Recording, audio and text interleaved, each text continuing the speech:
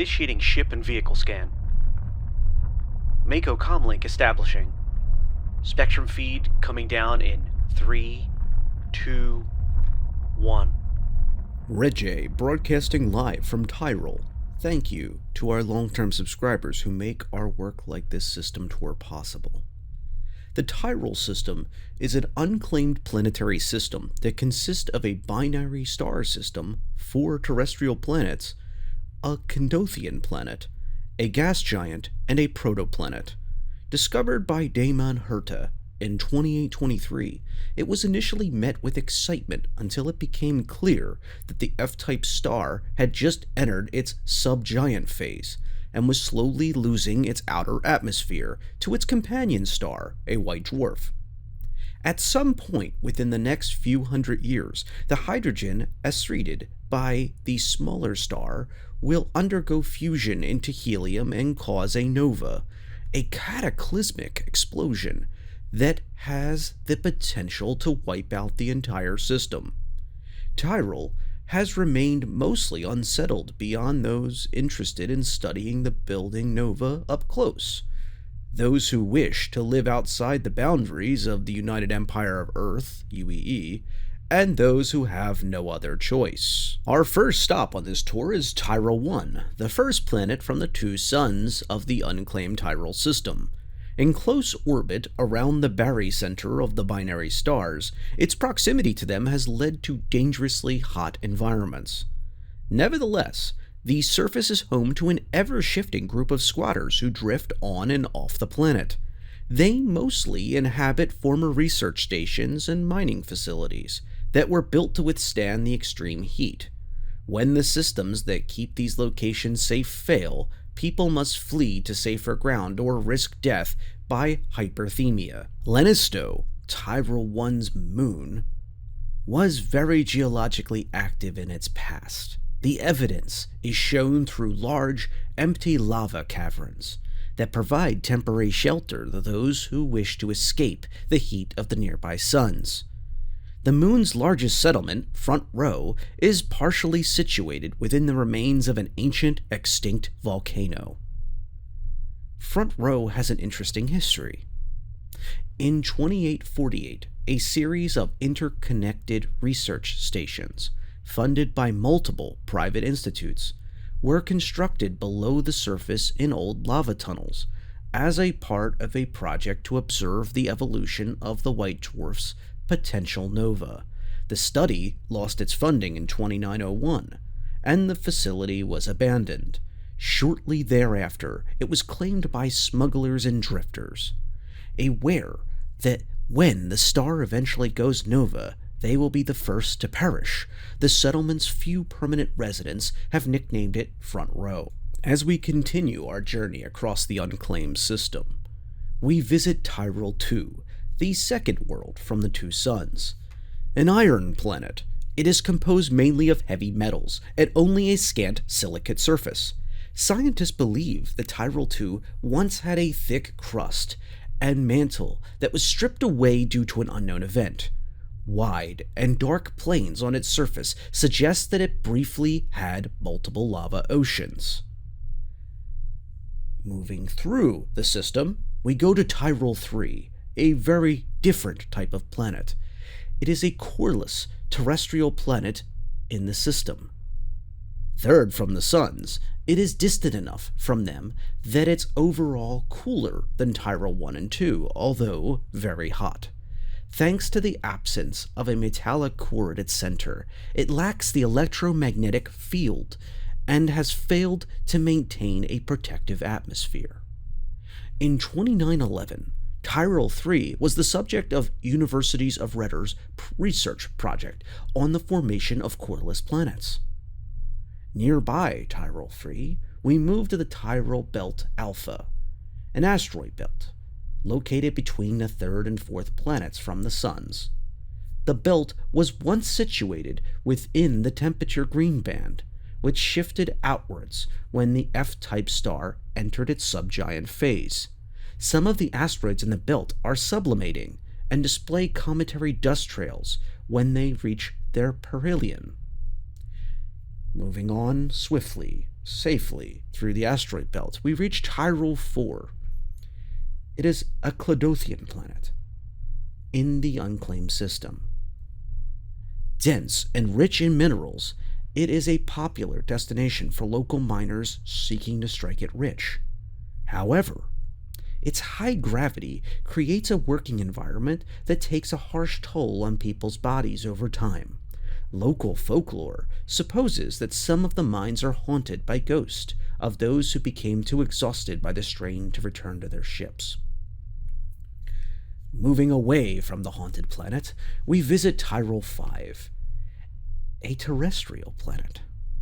Fifth position from its two suns, it was once partially covered in a thick layer of water ice that melted when the F-type star entered its subgiant phase and forced the green band outward.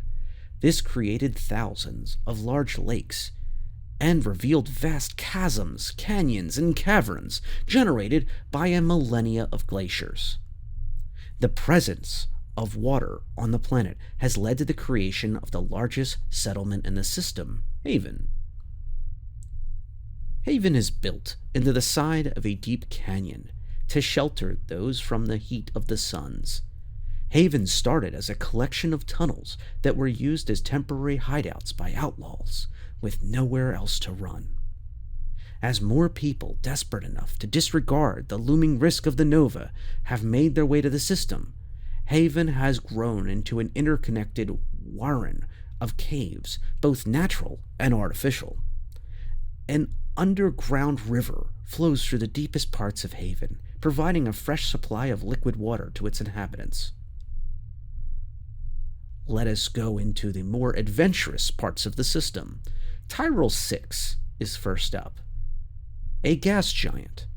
The sixth world from its two suns, it remained largely unaffected when the F-type star entered its subgiant phase. Rain inside the atmosphere of Tyrol 6 is composed of helium. During precipitation, the helium droplets fall through the liquid hydrogen of the planet's interior, where they dissolve in the heat. Helium clouds contribute to the atmosphere's pale color. And finally on our journey, we reach Tyrol 7, a protoplanet, and is the outermost planet in the system. In 2943, a widely reported academic article claimed that Tyrol 7 was far enough from the two suns that it had a high chance of remaining out of the danger of the nova event that will soon befall the system. Since then, multiple institutes of higher learning and private research organizations have expressed interest in constructing a permanent base on the planet from which to observe the nova's progress. I thank you for being part of this journey through the Tyrol system. We are going to take up, and this ends our reporting. Fly safe, everyone. That was a read I put together of all the different wikis of the Tyrol system that were put out by CIG. All credit to their lore team and their wonderful teams who put these together. The Tyrol system is a very interesting place. We have a lot of potential for success and earning, but at any moment the nova could go critical and basically rebuild the system again. But what you found in this adventure that I really appreciate you going on with me is that the system has already rebranded itself once, and it'll do it again. And maybe all systems in game and hell have this habit of revitalizing themselves as their star that dictates how the system is being run in most systems changes. It can have vast impacts on virtually every planet or all planets in an area and all the moons. I particularly appreciated Lanisto's storyline, and I found it fascinating that the research companies and private industry have slowly made their way to the outer parts of the system in a hope to basically have a safer place to study from, while the outlaws and those who wish to stay away from UEE rule move inwards, and they take over those areas. I think that power finds a vacuum, and I think that this is an example of that. I had a lot of Levski vibes from when I heard Front Row, but I think maybe we might be dealing with maybe a bit more Grim Hex, maybe, style effect. I guess we'll have to wait and see. And that's part of the environment for not just the NPCs, but also the players. The players who choose to inhabit an area and choose to have a different culture, style, what their rules of engagement are for fighting, and what their rules are on trade, and what they want to allow and not allow, will be dictated greatly in a system that is lawless and unclaimed. This is outside of UEE rules. This is outside of the comfort and safety net of any organization that is an NPC space. And I think of some of the places like Pyro, and I think of some of the attempts by, maybe or not, based on if you believe the lore and based on how you view some of the rumors, organizations like Overlord, who have in the actual lore have suggested may be part of special forces of the UEE Navy, and then an advocacy kind of combining against to try to keep that system in check a little bit. And then if you believe that or not, or are they simply veterans from the UEE Navy and advocacy that have given up on the UEE? I think of, will some of these outlaw groups that are the NPCs be people from their own factions, people that come in from the UEE space and have their own ideas and they import them? Maybe not necessarily UEE rule of law and rule of the Navy and sovereignty, but certainly certain ideals that they will bring with them, and that may not really click well with what the players want the image to be. As a reminder, in the past, CIG has said a few times that they want to have 90% of every ship you see, every person you see running around, to be an NPC, and then 10% of the influence and what you actually see as players. So I would find it interesting to see if players could basically bound together and take over places like Front Row. I use that word loosely, take over, but as in, like, there's just enough piracy or clean up of the system that they can choose to make it a free port or a pirate port, one or the other. I'd be interested to see how that goes.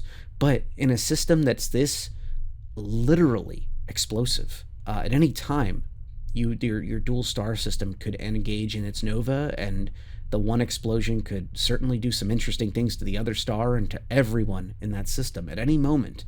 And who knows how much warning they would have. It certainly brings up some interesting plot points. One of the biggest that comes to mind is player outposts that will eventually be in the game. I could certainly see a lot of players running to Pyro 4, the supposedly haunted planet, whether you believe that or not, and trying to get some of those beautiful, dense, rich minerals and heavy metals. But of course, at any moment, their investment could be brought to nothing. Well, once again, thank you for coming on this journey with me. Thank you to my long-term subscribers. I make this content as much for you as I do for enjoyment of making it. Fly safe, everyone.